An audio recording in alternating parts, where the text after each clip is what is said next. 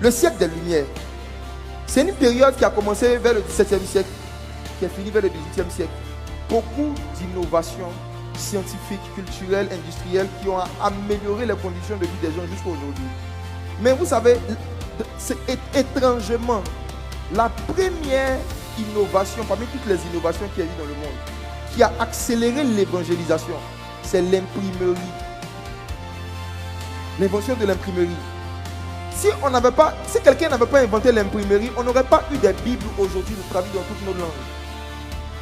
Si quelqu'un ne s'était pas assis pour bosser, pour étudier, pour savoir comment est-ce qu'on fabrique une machine qui peut mettre des informations sur du papier, on n'aurait pas eu la faculté d'étudier dans les universités, les écoles du monde entier. L'invention de l'imprimerie a été l'une des inventions qui a accéléré le réveil spirituel. En Europe même, vous qui venez d'Europe, est-ce que vous savez que l'évangile n'est pas rentré en Europe par des cris dans les rues? L'évangile est rentré par des distributions de tracts. Ce sont des écrits qui ont poussé beaucoup d'Européens à découvrir l'évangile et à chercher Dieu.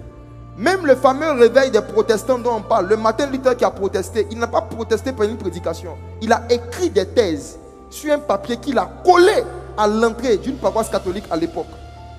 Donc mes frères et sœurs, il y a quelqu'un qui s'est assis, qui a bossé, qui a étudié et qui a inventé une machine qui nous permet d'imprimer des choses. Il s'appelait Johann Gutenberg. C'était un chrétien. Et le premier livre de la Bible, du monde qui a été imprimé sur ce papier, c'était quoi? La Bible. C'était la Bible. Est-ce que tu le savais? C'était la Bible. L'imprimerie a été inventée par Gutenberg en 1444. Et le livre qu'il a imprimé en premier, c'était quoi? La Bible. Le premier livre de l'histoire a été imprimé, la Bible. Il est imprimé en 1455 pour tester un peu la machine. Et la Bible est devenue un phénomène mondial. C'est le livre le plus vendu de tous les temps.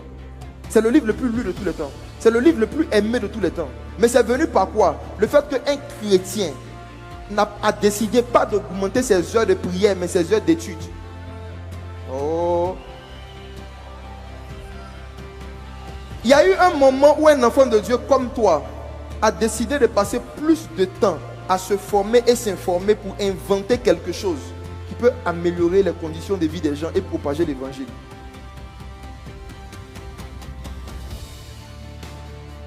Demain, je parlerai de ceux qui prient pendant des heures, mais qui ne peuvent pas lire un livre pendant 1 heure sans dormir. Vous êtes sous une oppression démoniaque.